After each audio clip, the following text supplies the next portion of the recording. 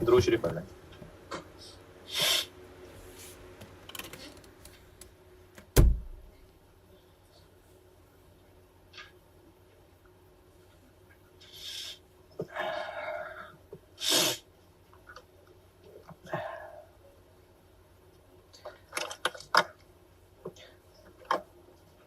Spring 22 कल कहा था होमवर्क,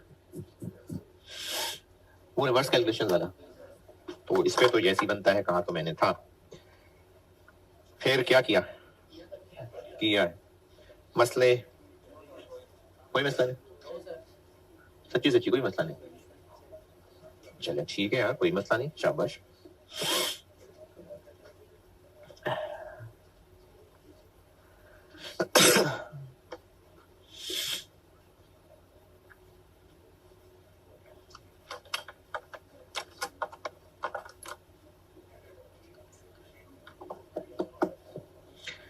कल वो मिक्स और यील्ड का शुरू किया था, वहीं से आगे बढ़ते हैं। S Q in S M, A Q in A M और A Q in S M. Material A और मटीरियल बी 15,000 और 10,000, और इसको मैंने कहा था इसको कॉलम 1 कह लेते हैं, इसको 2 और इसको 3। 16,800, 10, 200, 27,000। और ये 27 को ही इस 15 और 10 की रेशियो में बांटा था, 16,200 और 10,800। ये 3 कॉलम्स कल कैलकुलेट किए थे। और मिक्स और यील्ड की कहानी दोबारा बता रहा हूं, यूजेज वेरिएंस है कि मटेरियल जितना लगना चाहिए था उससे डिफरेंट लगा। किस वजह से लगा? अपनी क्वालिटी खराब भी हो सकती है, वर्कर्स की हैंडलिंग भी खराब हो सकती है, और दूसरा मटेरियल भी वजह हो सकती है। तो इस यूजेज वेरिएंस को 2 हिस्सों में तोड़ रहे हैं। मटेरियल का कम या ज्यादा लगना दूसरे की वजह से ये मिक्स वेरिएंस है, और इसके अलावा बाकी वजहों से ये यील्ड वेरिएंस है। अलग कैसे करना है उसके लिए हमें ना ये 3 कॉलम बनाने पड़ेंगे। इन 3 कॉलम्स के बनाने के बाद मिक्स वेरिएंस का फार्मूला होता है। अच्छा, मिक्स वेरिएंस में हम क्या देखना चाह रहे हैं कि दूसरे की वजह से, यानी रेशो में क्या खराबी आई कि नहीं, मिक्स वेरिएंस, हाँ, तो दूसरे के साथ वजह क्या बनी, तो रेशो खराब हो गई ना। तो इसमें हम रेशो की खराबी चेक करना चाह रहे हैं, यानी जितने किलो लगे उतने ही किलो, अगर आपस में इनका झगड़ा ना होता तो इतने इतने लगते, जबकि इतने इतने लग गए। इन दोनों कॉलम्स में फर्क किस बात का है? हाँ जी, रेशो का ही फर्क है। आपस में लड़ाई झगड़ा ना होता तो ये रेशो होती, जबकि असल में ये रेशो हो गई। तो मिक्स वेरिएंस का फार्मूला है इन दोनों का डिफरेंस। इसमें से ये माइनस करूं कि इसमें से ये माइनस करूं? इसमें से ये माइनस करेंगे, तो A Q in S M minus A Q in A M. और रुपीज में लाने के लिए मल्टीप्लाई किससे करें? एससी। क्यों एससी से? क्यों? क्योंकि मिक्स और यील्ड वेरिएंस किसके 2 टुकड़े हैं? यूजेज वेरिएंस के, तो इसलिए एससी। और मैंने पर्सनली जो याद रखा हुआ है, अगर आपको वो, वैसे तो अजीब सी बात है, लेकिन अगर काम की लगे तो वो अपना तरीका भी बता देता हूं। तो मिक्स वेरिएंस है this minus this. Material A 16,200 minus 16,800 into 150 जी, 19,000 एडवर्स, 90 एडवर्स, और B 10,800 minus 10,200 into 220, 132,000 favourable.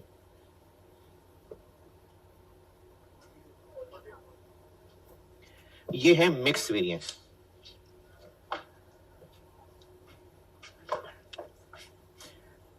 Yield variance निकालने के लिए हम रेशो का खराब होना इग्नोर करेंगे, क्योंकि रेशो का खराब होना हम इसमें चेक कर चुके। अब यील्ड वेरिएंस में अगर फिर से रेशो का खराब होना डाल दिया तो वो तो डबल डबल हो जाएगा। तो यील्ड वेरिएंस निकालते हुए हम रेशो का खराब होना इग्नोर करेंगे। किन दो कॉलम को कंपेयर करें कि रेशो वही रहे 1 और 3। तो इसका फार्मूला है S Q in S M minus A Q in S M. तो मटेरियल ए जी 15 माइनस 16 200 180,000 एडवर्स, और बी 10 माइनस 10 800 इंटू 220 176 नेगेटिव 356। अच्छा माइनस 180 और माइनस 90 मिलाएं तो माइनस 270। तो कल यूजेज वेरिएंस ए का कितना निकाला था माइनस 270, माइनस 176 और प्लस 132 माइनस 44। तो बी का कल माइनस 44 निकाला था। तो मिक्स और यील्ड वेरिएंस यूजेज वेरिएंस के दो टुकड़े हैं। ये इनके फार्मूले हैं। और सवाल करने के लिए पहले 3 कॉलम बनाने पड़ेंगे, S Q in S M, A Q in A M और A Q in S M. तरीका एस क्यू वाला कॉलम कैसे है, जैसे पहले एस क्यू निकालते हैं, ए क्यू गिवन होता है ये वाला, इस टोटल को यहां रखा और इसको कॉलम 1 की रेशो में बांट दिया। उसके बाद ये फार्मूले लगाने।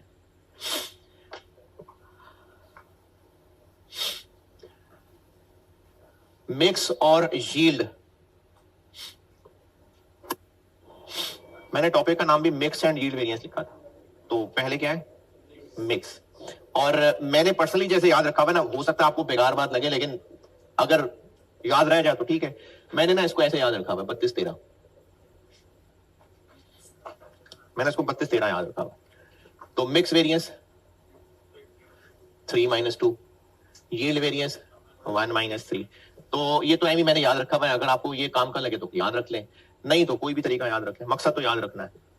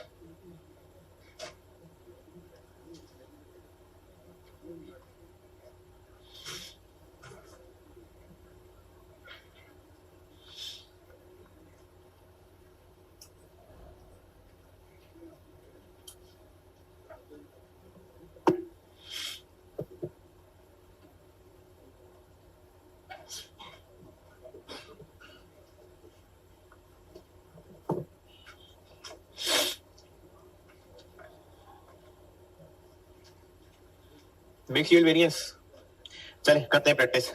ऑटम 21 पढ़ ले, करता हूं ऑटम 21 पढ़ लीजिए, मैं करता हूं बोर्ड पे।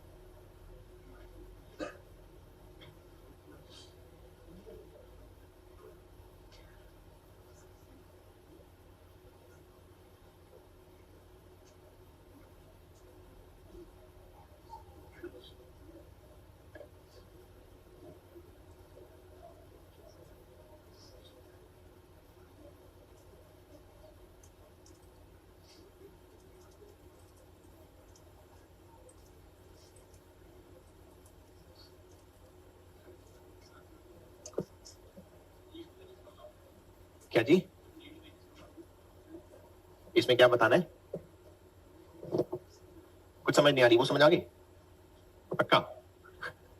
यील्ड वेरिएंस यूजेज वेरिएंस का वो हिस्सा है कि अगर रेशो खराब ना होती, देखें आपस में एक दूसरे की वजह से इन पे फर्क पड़ रहा है, तो मतलब रेशो खराब हो रही है। अगर पत्ती ज्यादा तेज वाली है तो फिर हमें चीनी ज्यादा डालनी पड़ रही है, तो वो रेशो खराब क्यों होगी? क्योंकि पत्ती ज्यादा तेज वाली है, तो एक दूसरे की वजह से रेशो खराब हुई ना। तो मिक्स वेरिएंस में हमने ये चेक कर लिया कि एक दूसरे की वजह से कितना मसला आया। अब हम इसके अलावा बाकी चीजें देख रहे हैं, तो अब जो इसके अलावा बाकी चीजें हैं उनमें रेशो का खराब होना दोबारा से कंसिडर कर ले, तो रेशो का खराब होना नहीं कंसिडर कर रहे, इसलिए रेशो वही वाली ही रखी। मुश्किल है ना ये बात, वो करना तो ऐसी है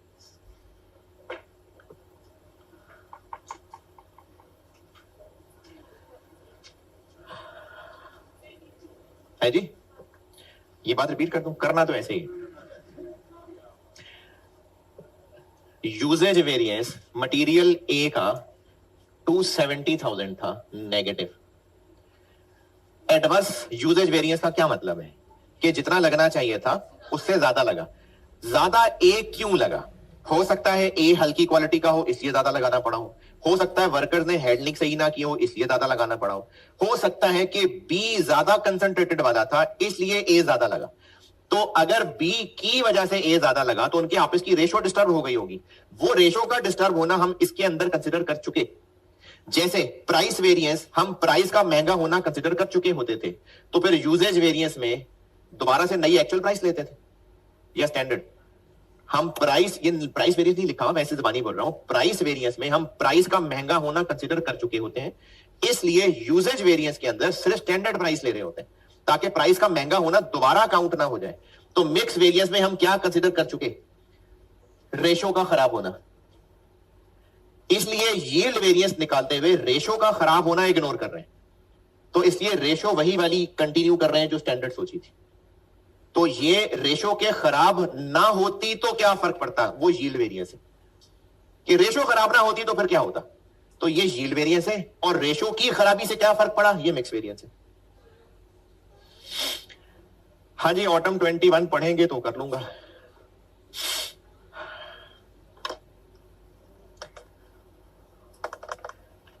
वो कल हफ्ता है तो कल की शाम कॉस्ट के नाम, शाम, सुबह दोपहर शाम 3 क्लास है। और कल ये खत्म करके तो सीवीपी शुरू करूंगा। हाँ,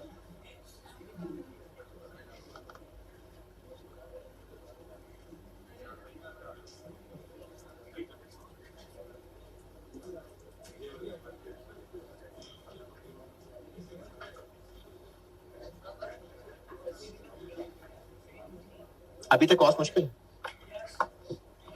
बस इससे थोड़ा सा ऊपर है बस। ऑटम 21 पढ़ते ही चले जा रहे हैं यार।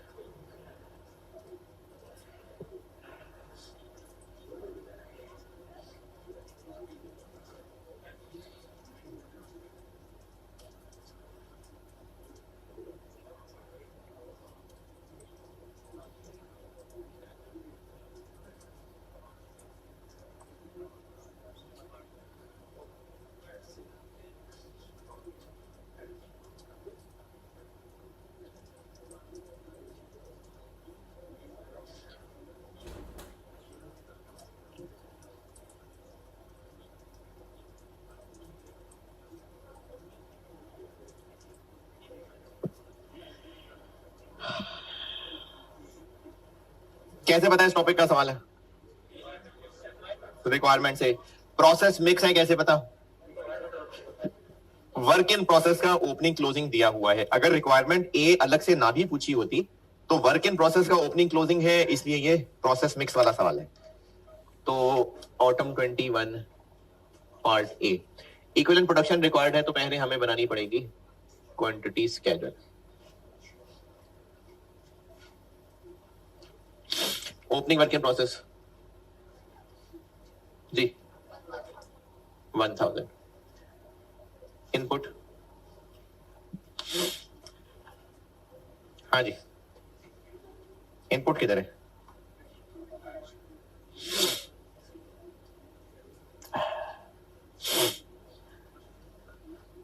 इनपुट में मैं 60,000 लिख दूं, 60 और 70 दोनों, 60,000 और 70,000 इनपुट में लिख दूं? नहीं, क्यों नहीं? हम लोग यहां पर फिनिश गुड्स के क्वांटिटी लिख रहे हैं ना। 60-70,000 तो मटेरियल के केजी हैं। ये पिछली दफा जब आपको प्रोसेस मिक्स कराया था तब ये बात की थी, दोबारा कर रहा हूं कि हम ये जो क्वांटिटी स्केड्यूल और ईपी बनाते हैं ये प्रोडक्ट के यूनिट्स का बनाते हैं। तो ये 60,000 और 70,000 प्रोडक्ट नहीं है, ये तो मटेरियल के किलो हैं। तो प्रोडक्ट का इनपुट किधर है? नहीं नजर आ रहा, चलो कोई बात नहीं, जो पता है वो देख लेते हैं। Closing work in process 500। Loss की कहीं कोई बात, कहीं कोई लॉस का जिक्र नहीं है, तो लॉस नहीं है, कहीं है ही नहीं लॉस, तो फिर पीछे रह गया आउटपुट। आउटपुट किधर है? आउटपुट आपको फिनिश गुड्स के बारे में, आउटपुट होती है फिनिश गुड्स की प्रोडक्शन, तो आपको फिनिश गुड्स के बारे में ओपनिंग क्लोजिंग स्टॉक भी पता है और पॉइंट 4 के अंदर सेल्स भी पता है। तो फिनिश गुड्स का ओपनिंग भी है, फिनिश गुड्स का क्लोजिंग भी है, फिनिश गुड्स की सेल्स भी है। तो प्रोडक्शन, फिनिश गुड्स की प्रोडक्शन बन गई, सेल्स कितनी? Closing finish goods, opening finish goods 1200। ये वर्क इन प्रोसेस का आउटपुट बन गया 12,800। फिनिश गुड्स की आपको सेल बताई है, प्रोडक्शन नहीं बताई, तो सेल्स और ओपनिंग और क्लोजिंग, इससे प्रोडक्शन पता चल गई, ये आउटपुट है। तो फिर ऊपर इनपुट 12,300 और इक्विवेलेंट प्रोडक्शन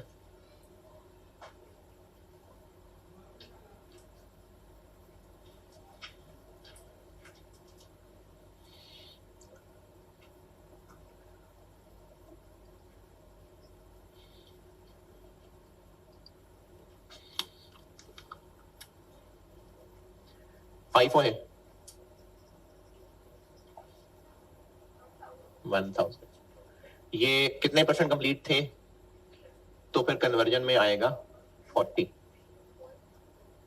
और स्टार्टेड एंड कंप्लीटेड 12,800 माइनस 1000, 11,800, 11,800, 11,800 और closing work in process 500, material पूरा और कन्वर्जन 80%, 500 और 400।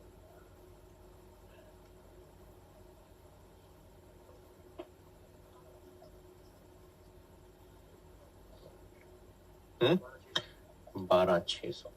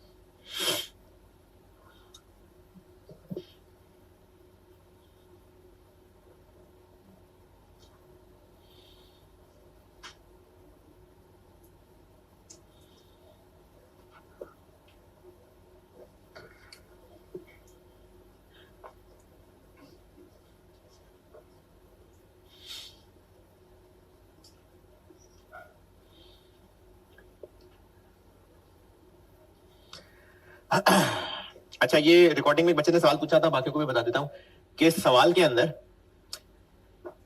FIFO मेंशन्ड है। अगर बिजनेस एफ को फॉलो करता तो प्रोसेस मिक्स का सवाल है, पार्ट ए का आंसर हम ईपी एफ को सही बनाते, लेकिन वेरिएंसेस निकालते हुए हम लोग ईपी FIFO वाली ही यूज करते, यानी पार्ट बी की वर्किंग में हमें दोबारा ईपी बनाना पड़ता FIFO का दोबारा। वेरिएंसेस के सवाल में ईपी FIFO वाला इसलिए नहीं बनाते कि कंपनी की पॉलिसी FIFO है। वेरिएंस का सवाल करते हुए FIFO वाला इसलिए बनाते हैं क्योंकि लॉजिकल कंपैरिजन FIFO से होगा। जैसे अगर इस साल 2000 यूनिट्स इस महीने स्टार्टेड एंड कंप्लीटेड है और ओपनिंग 300 थे, तो वर्कर्स ने 2300 यूनिट्स बनाए। अगर एफको मेथड हुआ तो कंप्लीटेड यूनिट्स में कितना आ रहा होगा? 2300। और वेरियंस कैलकुलेशन के लिए लगेगा कि वर्कर्स ने इस महीने में 2300 के 2300 बनाए, 2300 जीरो से बनाए, जबकि इन्होंने 300 पे तो पिछले महीने ही कुछ काम कर लिया हुआ था। तो लेबर एफिशिएंसी वेरियंस निकालते हुए ये फेयर है कि हम एसएच पूरे 2300 यूनिट्स में कैलकुलेट करें? फेयर नहीं है ना। तो इसलिए वेरियंस के सवाल के अंदर प्रोसेस मिक्स, अगर प्रोसेस मिक्स है, वेरियंस के सवाल में मैंने ये बात नोट्स में लिखी भी थी, दोबारा बता रहा हूं, अगर प्रोसेस मिक्स का सवाल है तो हमने ईपी फाइफो वाला ही यूज करना है, इररिस्पेक्टिव कि कंपनी की इन्वेंट्री मेथड की पॉलिसी क्या है। बिजनेस चाहे एफको मेथड यूज करता हो, लेकिन वेरियंस के सवाल सॉल्व करने के लिए हमें ईपी फाइफो वाला ही चाहिए। वो तो सवाल वाला आप पे मेहरबानी ये करता है कि जितने भी सवाल आज तक प्रोसेस मिक्स के पूछे हैं उसमें वो खुद ही कह देता है कि फाइफो मेथड है, वरना अगर एफको मेथड कहता तो फिर डबल डबल काम करना पड़ जाता। तो ये तो सवाल वाले की मेहरबानी है। तो इसलिए कंपनी की इन्वेंट्री मेथड चाहे एफओ पॉलिसी हो चाहे फाइफो पॉलिसी हो, वेरियंस कैलकुलेशन के लिए ईपी फाइफो वाली ही होगी।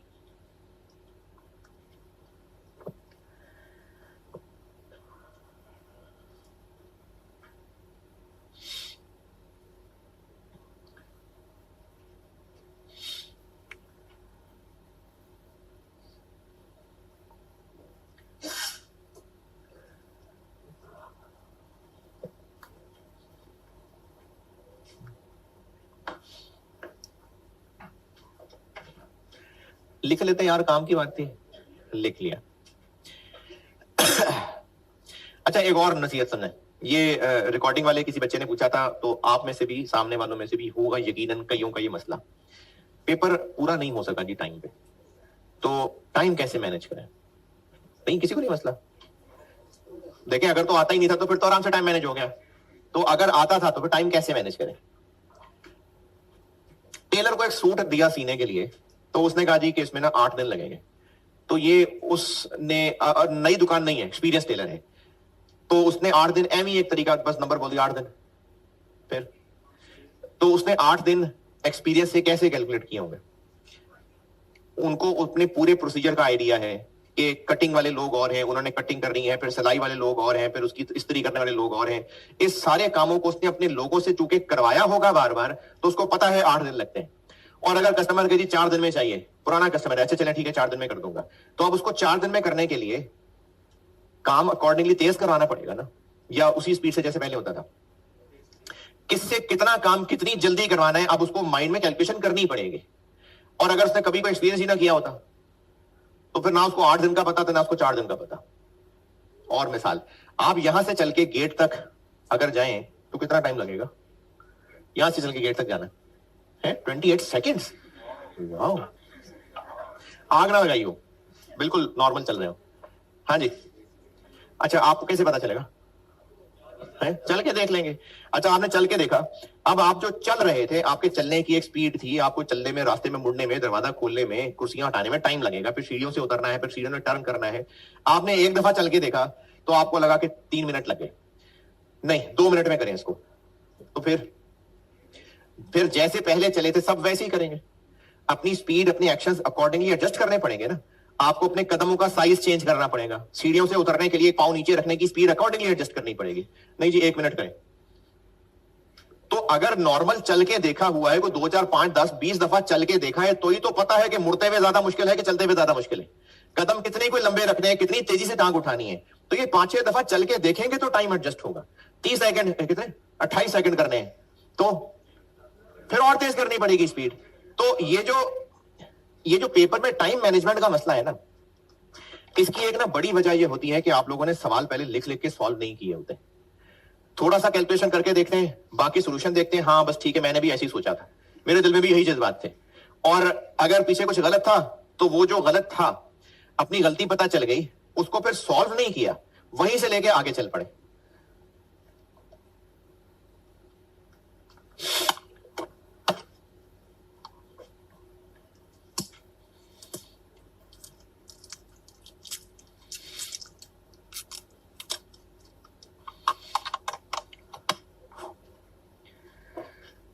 सॉल्व किए बगैर जो गलती निकली थी उसको दोबारा से ठीक करके लिखने की बजाय सही आंसर देख के वो फिगर आगे चला ली।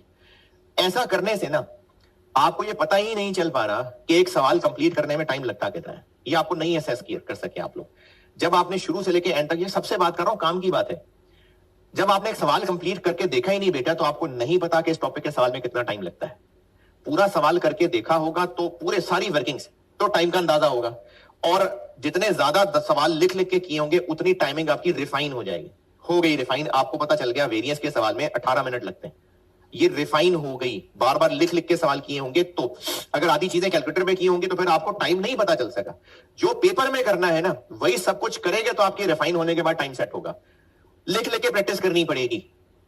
जब आपको सारे प्रोसीजर्स लिख लिख के स्टेप्स एक बार हाथ से गुजार लिए, बार बार सवाल लिख लिख के किए, तो आपको एक टाइम का अंदाजा हो गया। अब आपको अंदाजा हो गया 18 मिनट का। अगर वही सवाल 15 मिनट के अंदर करना है तो आपको पता है कहां कहां कौन कौन सी चीज मुझे तेज करनी है। लिखने की स्पीड अकॉर्डिंगली थोड़ी सी तेज करेंगे, कैलकुलेशन जरा जल्दी उंगलियां चलाएंगे, एडजस्ट कर सकते हैं स्पीड। तो नंबर 1 काम, आपने सवाल पूरे पूरे लिख के किए हो। नंबर 2 काम, जब आप पेपर का सवाल सॉल्व करने लगे तो एक रफ कैलकुलेशन करें। पेपर के होते हैं 3 घंटे, 100 नंबर, एक नंबर के लिए 180 मिनट है, 100 नंबर है, 1.8 मिनट। हर एक सवाल पे ये परफेक्टली पूरा नहीं उतरता, क्योंकि किसी सवाल में कैलकुलेशन ज्यादा होती है, किसी में कम होती है, लेकिन रफ आइडिया हम ऐसे लगा सकते हैं। तो अगर पेपर में एक 10 नंबर का सवाल है तो आपके पास रफली 18 मिनट है। उस टॉपिक के सवाल अगर आपने पहले प्रैक्टिस की हुई है और आपको पता है कि इसमें आपको नॉर्मली 20 मिनट लगते थे, चलो एग्जाम का प्रेशर ऐड कर लें तो 22 मिनट लग गए। अब आपने उस 22 मिनट में हो जाने वाले सवाल को 18 मिनट में इंश्योर करना है, तो थोड़ी सी स्पीड बढ़ानी पड़ेगी। इस तरह पेपर में टाइम मैनेज करते हैं। जब पहले कभी लिखने की प्रैक्टिस ही नहीं की होती, आपका एक एंड टारगेट है ही नहीं। जब पेपर में सवाल करने लगे तो आपको बस सिर्फ इतना पता था कि सवाल करना है। सवाल करना शुरू किया, सवाल होते होते देखा पौना घंटा गुजर गया, तो फिर बेटे कैसे टाइम मैनेज होगा। तो इसलिए नंबर 1 काम, जिस टॉपिक के सवाल है उनको लिख लिख के पूरा स्टेप्स के साथ सॉल्व करने की प्रैक्टिस की हो। नंबर 2 काम, जब सवाल पेपर में करने लगे तो पहले एक रफ टाइम का टारगेट रखें, वो मार्क्स के हिसाब से रखिएगा। इसकी प्रैक्टिस होगी तो बेटे टाइम मैनेज होगा, वरना आप अगर सिर्फ पेपर में बैठेंगे कि सवाल सॉल्व करना है तो टाइम मैनेज नहीं होगा। तो टाइम मैनेजमेंट प्रैक्टिस से होती। अच्छा, जैसे वेरियस है, वैसे तो मेजॉरिटी सवाल मैंने ही किए हैं इसके, लेकिन फिर भी हो सकता है कोई होमवर्क नहीं दिया हो, फिर भी शायद किसी ने कुछ सवाल कर ही लिया हो। सब सवालों में ना तकरीबन सेम पैटर्न चल रहा है। स्टैंडर्ड कार्ड बनाना है, फार्मूला लिखना है, फिगर्स ढूंढनी है, फार्मूले में पुट करनी है, तकरीबन सब में एक जैसा काम हो रहा है। और तकरीबन सारे सवाल 15, 16, 18 नंबर के सवाल है, सब में तकरीबन एक पैटर्न है। और अगर कोई बहुत मुश्किल भी है तो पूरे 18 नंबर मुश्किल नहीं हो सकता, एक्चुअल क्वांटिटी यूज्ड मुश्किल हो, तो बाकी तो करें ना, सवाल ना छोड़े। तो ये इस तरह से ना पेपर में टाइम मैनेज करना होता। पार्ट बी पार्ट बी में चाहिए वेरिएंसेस, नाम लेके पूछे में, तो फिर वेरिएंसेस हैं तो हमें वेरिएंसेस निकालने से पहले स्टैंडर्ड कार्ड बनाना पड़ेगा।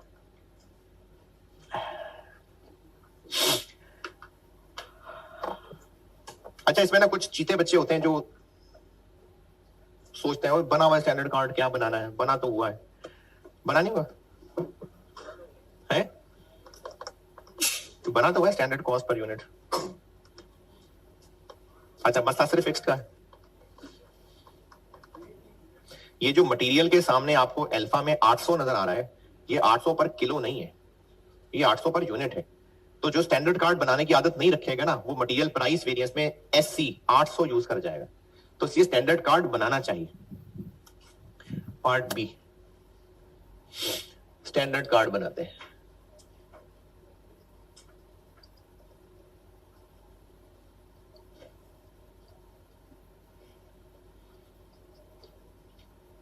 जी जनाब, मटेरियल एक है, मटेरियल अल्फा और दूसरा बीटा। तो अल्फा के 4 kg, बीटा के 6 kg, और 800 किधर लिखो, वो इधर है। तो फिर ये क्या बना, 200। बीटा का क्या है यहां, तो यहां क्या लिखे, 150। लेबर 2 आवर्स और ये 300, तो फिर ये 150। और बिजनेस कौन से फिरके का मानने वाला है, कैसे पता?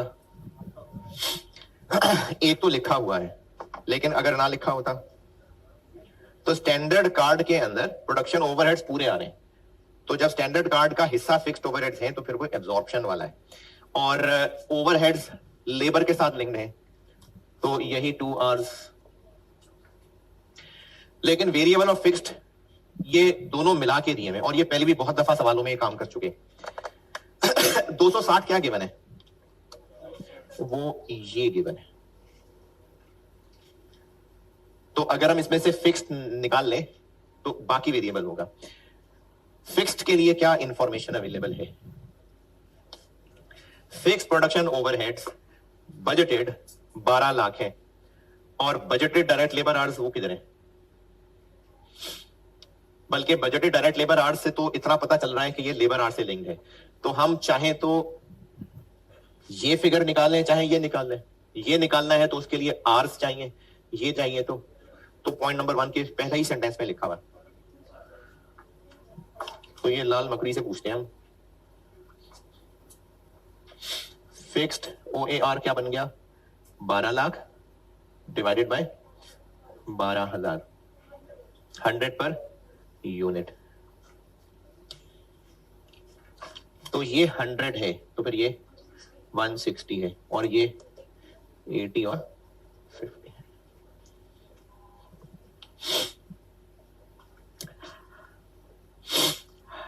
ये हो गया जी स्टैंडर्ड कार्ड।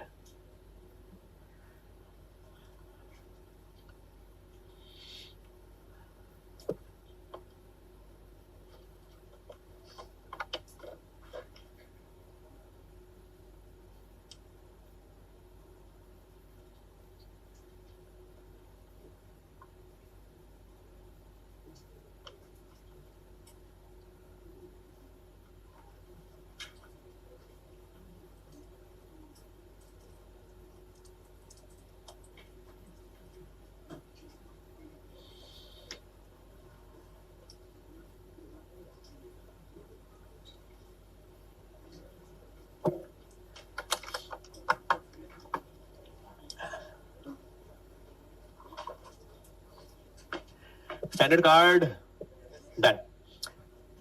रिक्वायरमेंट चलते हैं एक एक करके। Number 1 material price variance, mix और yield. Number 1 material price variance.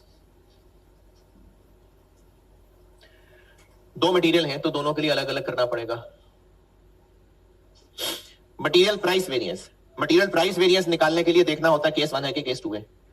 तो केस 2 कैसे? भाई सारा कुछ तो डिटेल टेबल में नजर आ रहा है, पर परचेज और इशू में फर्क है, तो फिर केस 2 है। वैल्यूड एट एक्चुअल या valued at standard? Valued at actual. ये कैसे पता? FIFO। तो इसलिए material price variance is equal to AQ। Inventory valued at actual है, वैल्यूड एट एक्चुअल है, यूज्ड। वैल्यूड एट स्टैंडर्ड हो तो परचेज्ड आता है, into SC minus AQ used into AC। कितने किलो यूज हुआ यानी प्रोडक्शन को इशू हुआ जी? 60,000 into 200 minus actual quantity used into actual cost. तो FIFO है, FIFO। तो अलग अलग रेट्स लगाने पड़ेंगे, ये हम अपनी लाल मकड़ी से पूछते हैं। 60,000 किलो FIFO मेथड है। कौन से वाले यूज हुए होंगे? पहले ओपनिंग वाले यूज हुए होंगे, उसके बाद फिर नए खरीदे में से हुए होंगे। अच्छा, ओपनिंग भी दो थे, ओपनिंग भी दो थे। तो एक क्या थे? 2,000 इंटू 220, दूसरे 3,000 3,000 3,000 1000 वापस कर दिए थे। ये कैसे पता कि इनमें से थे? वो 190 देख के पता चल रहा है, तो 4 में से तो 1000 वापस कर दिए थे, तो इसलिए 3,000 थे जो यूज हुए होंगे इंटू 190, और बाकी 50 5000 कितने वाले 195 वाले। FIFO है ना, तो मैं यूज्ड निकाल रहा हूं, तो ओपनिंग वाला पहले यूज हुआ होगा, ये 2000 यूज हो गए होंगे और 4 में से चूंकि एक वापस आ गया था, वापस चला गया था, तो 3 यूज हुए, तो बाकी 60,000 में से 55 वो नए वाले में से। और टोटल ही बता दे बेशक जी। 11735 000।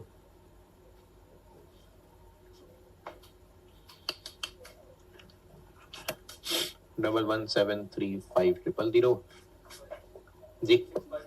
265 फेवरेबल। और यही वाला काम बस वैल्यूज बदल के बीटा के साथ।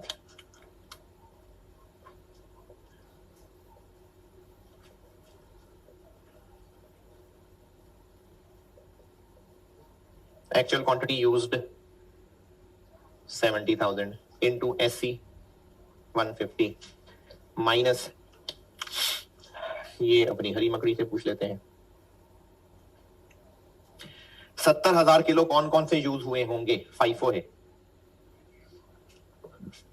जी। ये जो 4,000 थे, इनमें से थोड़ा नीचे जाके नजर आ रहा है 500 वापस हो गए। ये कैसे पता चल रहा है इनमें से है, रेट देख के। तो 3500 किलो 140 वाले, दूसरे ओपनिंग कौन से थे 4000, ये हो गया 7500, बाकी 62,500 155 वाले। टोटल ही बता दें 10,777 500।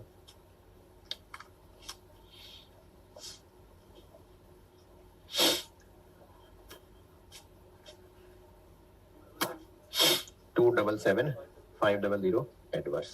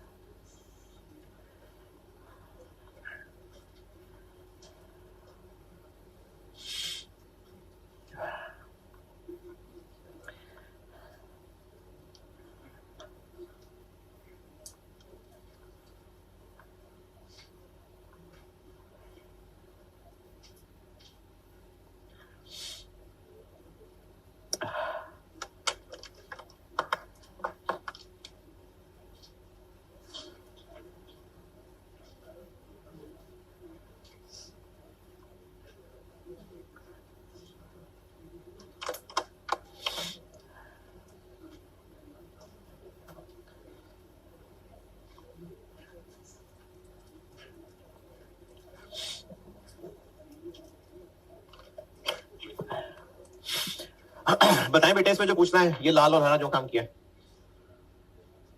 हाँ जी, प्राइस वेरिएंस और मिक्स और यील्ड रिक्वायर्ड है। तो मिक्स और यील्ड निकालने के लिए वो 3 कॉलम बनाने पड़ेंगे।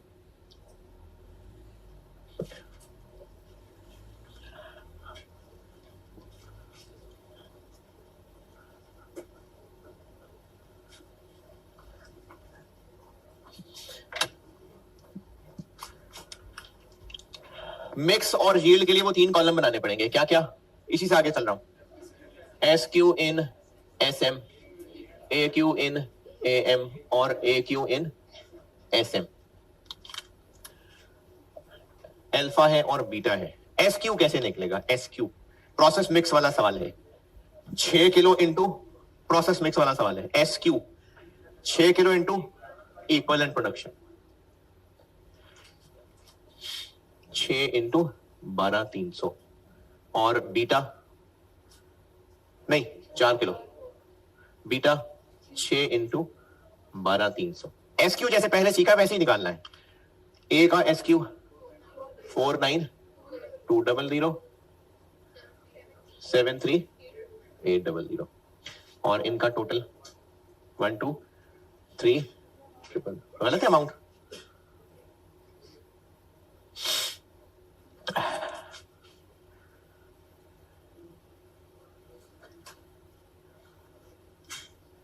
और ए क्यू इन एम 60,000 और 70,000, 130 और इस कॉलम का टोटल 130 और इस 130 को तोड़ना है हमने। बेशक 4-6 कर लें, लेकिन कल जब मैं इसमें लॉसेस मिक्स करूंगा ना तो फिर उसमें गलती का चांस बढ़ जाता है, इसलिए बेहतर है कि इसी की रेशो में रखें। 130 इंटू 49200 ओवर 123, 130 इंटू 73800 123 जी 52,000 78,000। ये हो गए 3 कॉलम। अब यहां से हमें मिक्स और यील्ड चाहिए, तो मिक्स वेरिएंस का फार्मूला। और आप ना एग्जाम में बिल्कुल ऐसा कर सकते हैं, फिर टेबल तो बनाया ही होगा और इसके साथ आपने ये 1, 2 और 3 लिख दे बेशक, तो आप एग्जामिनर को कहें कि 3 माइनस 2 इंटू स्टैंडर्ड कॉस्ट, बेशक ऐसे कर लें। आप बता तो चुके ही हैं कि 3, 2, 1 क्या है।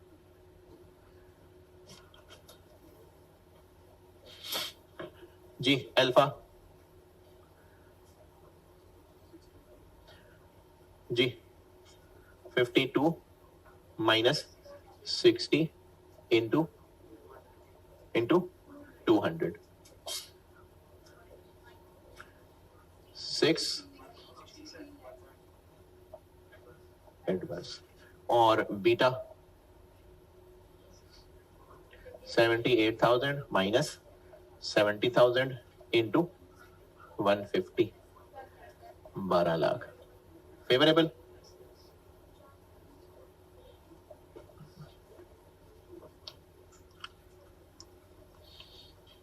और यील्ड वेरिएंस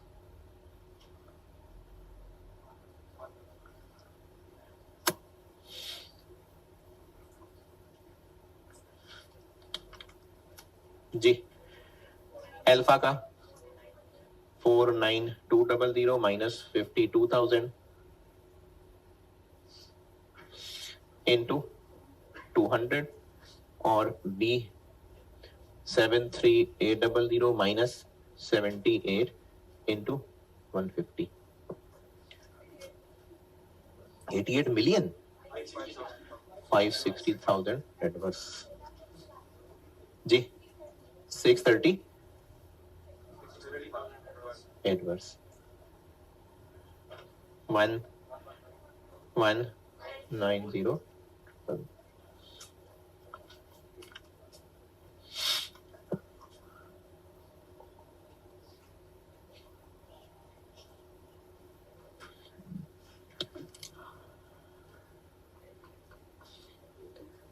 ले जी ये 9 नंबर प्राइस मेक्स और यील्ड।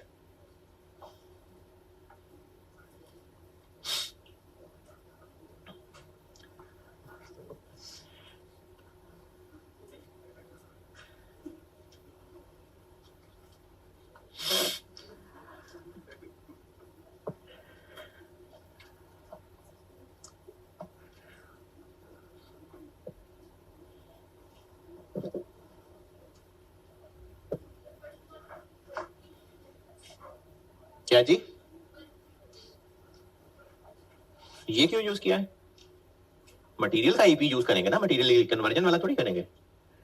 प्रोसेस मिक्स वाला सवाल है तो उसमें हम लोग एसएच एसक्यू इसके लिए इक्विवेलेंट प्रोडक्शन यूज करते हैं।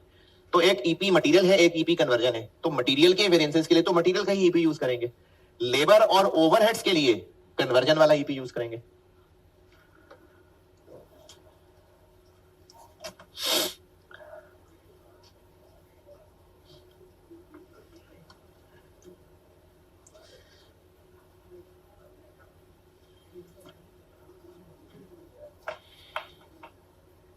हाँ भाई, प्राइस मिक्स शील्ड करें करें करें।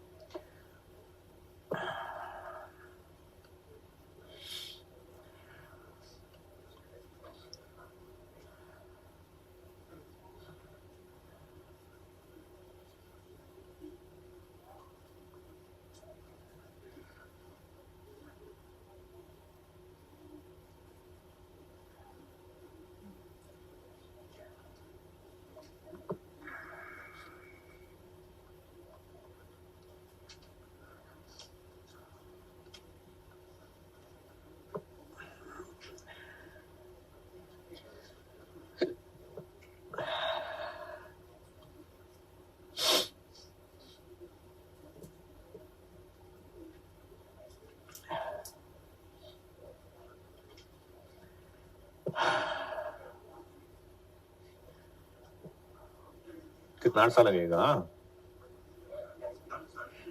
दूसरी रिक्वायरमेंट क्या है? Variable overheads. ये ओवरहेड रेट वेरिएंस कौन सा है? स्पेंडिंग वेरिएंस और एफिशिएंसी वेरिएंस। तो वेरिएबल ओवरहेड्स के दोनों वेरिएंस।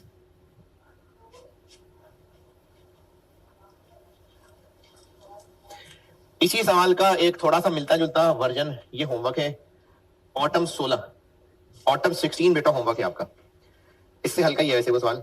ऑटम 16 होमवर्क किया करें ना यार।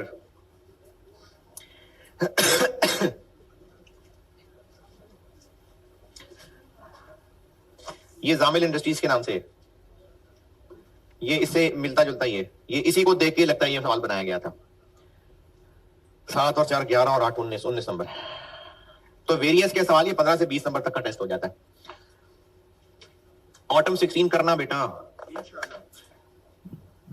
दूसरी requirement, variable overheads spending variance. Formula, हाँ जी, A H into S R minus A H into A R. A H actual labour hours कितने है?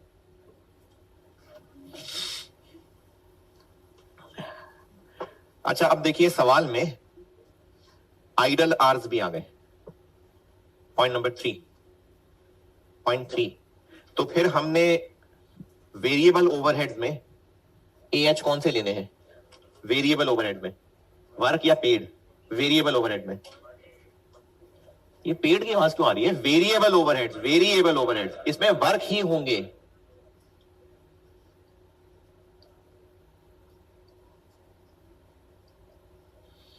तो ए एच वर्क कितने हैं? ये 26730, ये क्या है? ये पेड है। तो वर्क, अच्छा इसमें ना सवाल की वर्डिंग एम्बिग्विटी है। इसमें दोनों तरीके सही होंगे। वो दोनों तरीके क्या है? मैं एक्चुअल आवर्स वर्क ये लाल मकड़ी से पूछ के बता रहा हूं। जो लोग ये अज्यूम करें कि 10% ऑफ पेड, वो भी सही है। पेड कितने हैं? 26। तो वर्क हो गए फिर इनका 24057।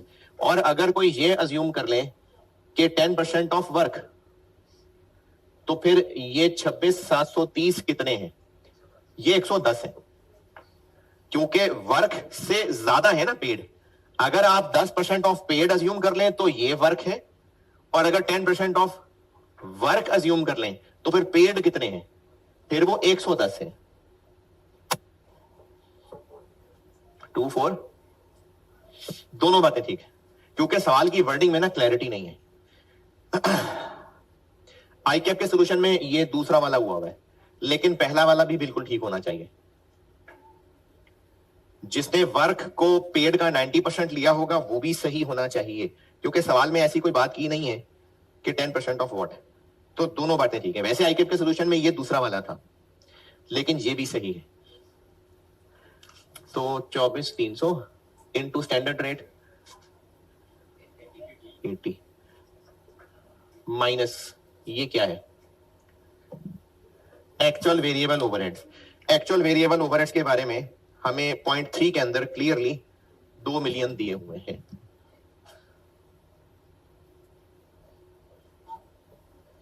जी 56,000 adverse.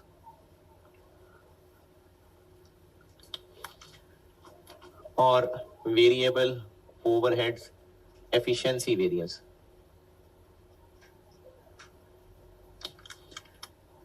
SH into SR minus AH into SR।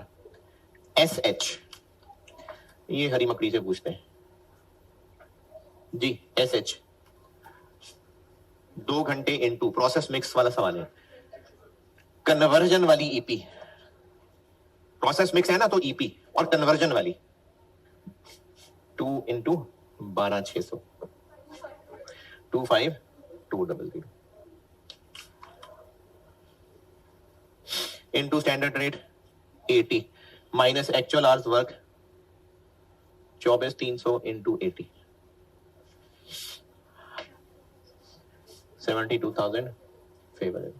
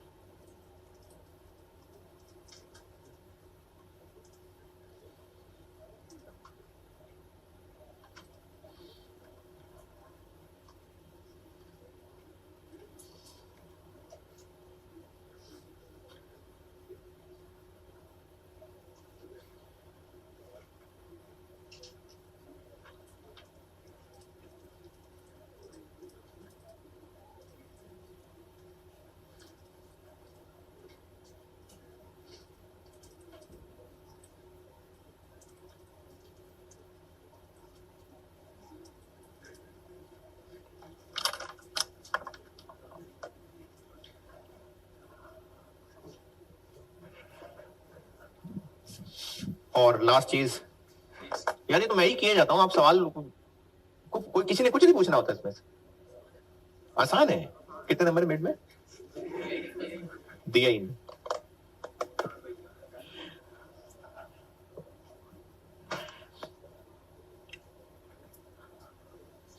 तो कॉस्ट आसान है।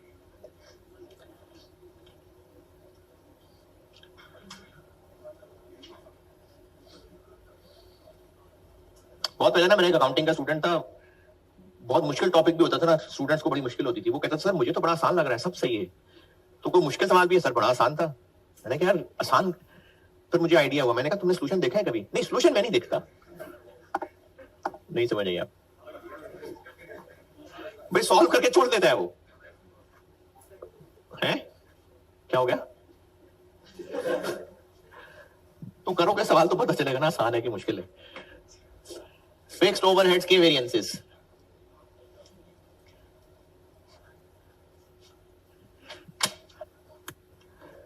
फिक्स्ड ओवरहेड्स के कौन कौन से वेरिएंसेस? एक्सपेंडिचर वेरिएंस और वॉल्यूम के दोनों टुकड़े। तो फिक्स्ड ओवरहेड्स एक्सपेंडिचर वेरिएंस, हाँ जी, बजटेड माइनस एक्चुअल, तो दोनों दिए हुए। बजटेड कितने? 12 लाख और एक्चुअल 14 लाख, तो 2 लाख का adverse. Fixed overheads efficiency variance, और वो यही है, बस सिर्फ एसआर चेंज होना है।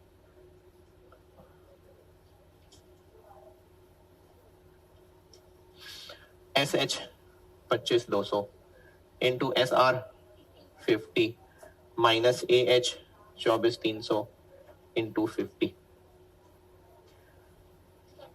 जी 45,000 फेवरेबल।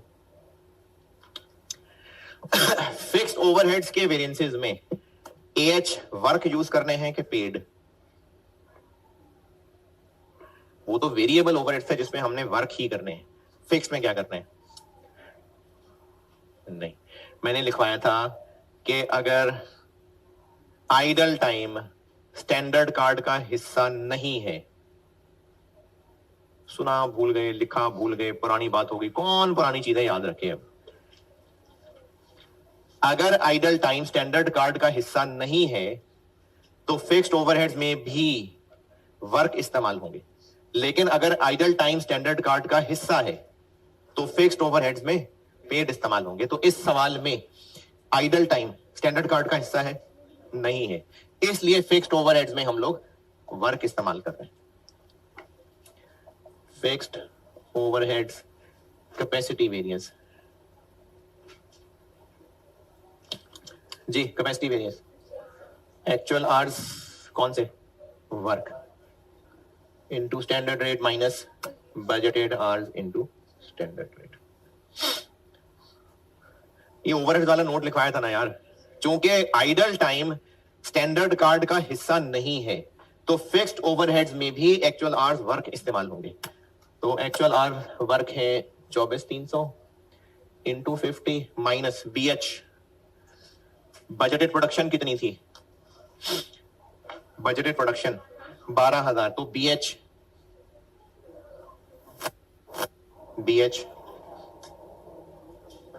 24,000,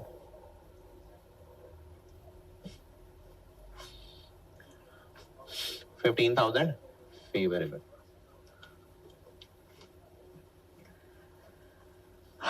दो और 9 11 और 9 20 नंबर।